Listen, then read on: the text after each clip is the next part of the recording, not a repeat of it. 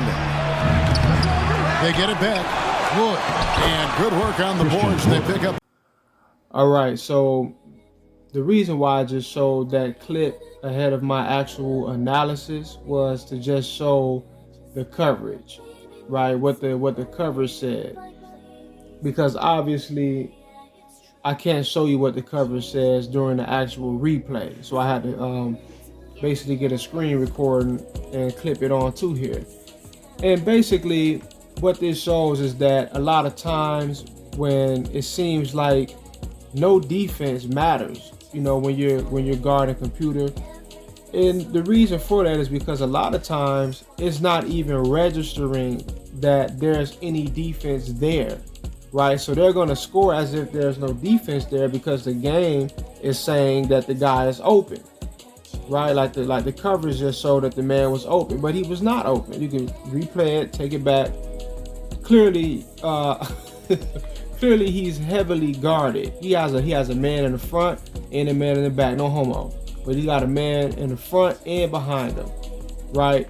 And this just goes to show how the algorithm can just arbitrarily decide when they want someone to score and when they don't, right? It just makes what it wants to happen, just arbitrarily, right? Because a lot of what goes on, these are predetermined scenarios. These are narratives that are already scripted to happen in the game at certain moments. Whether it be a turnover, whether it be a missed layup, a missed shot, you missed a rebound. A lot of what goes on is predetermined already. It's coded, it's scripted into the narrative, right? So the algorithm determines what's going to happen and what isn't. Now you have a heavy influence over the overall narrative, but it's going to be based upon how well you're going to play.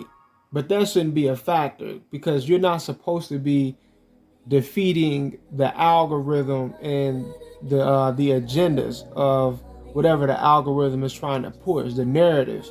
You're supposed to be playing against computer and computers AI, which stands for artificial intelligence, obviously, right? But they have you playing against these agendas, these narratives that's scripted into the game. Right, so you have scenarios like what I just showed you, where a man, you know, goes up for a bucket and he got two men, one man in front, another one behind him, and he's still allowed to actually score because the game is saying there's no defense there. Let's take the clip back to the beginning again, right? It clearly says open, but as we're looking, this man is not anywhere near even close to being open, right? I mean, he's not just guarded like 15-20% coverage. Like this is basically more closer to 100% coverage, right? Besides the fact that it just didn't get blocked. But this is a deep cover, right?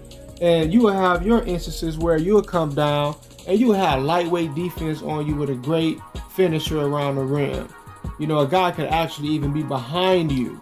No one in front of you. You can go up for a point blank range layup and you could trick it because they're telling you it's a 65% coverage, it's a 51% coverage, 70% coverage. And it's like, okay, I have a great finisher at the rim.